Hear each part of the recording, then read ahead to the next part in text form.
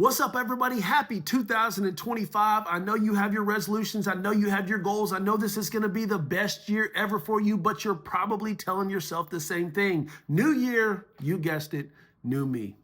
Here's the problem with that. It's like putting makeup and lipstick on a pig and calling it a supermodel. You know it's not true because underneath the makeup is the same old pig. Meaning you can't just throw inspirational quotes on bad habits and bad ways of operating and think that you're going to be a new version of yourself. Because at the end of the day, when the excitement and the adrenaline of this new year wears off, you're not going to rise to the occasion. You're going to sink to the level of your training. You're going to sink to the level of your discipline. But the good news is you can make changes. But there's a couple things we need to do if you want to have the biggest year ever in 2025. First, we have to actually identify what that new us is, right? You have to identify what that finish line is. Just because you say new doesn't mean better. So you have to ask yourself, what does a new me look like? How do I function? How do I act?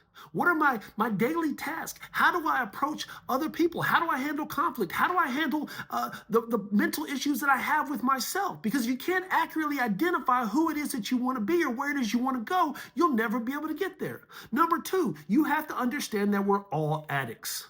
We're addicts of something. We might be addicts of complacency, addicts of procrastination, addicts of worry or self-doubt, but we are addicts of something. An addiction is simply a stimulus that causes you to take an action to get a desired result, right?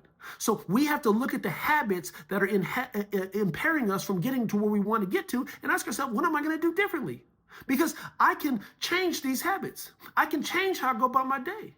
I can change who I am based on what I consistently do, and know that those little small changes over the course of the next 365 days are going to have monumental results. But we have to be able to identify who it is we want to be. We have to start operating like that. We have to replace those old habits. Oh, I'm sleeping in. Let's wake up early, right?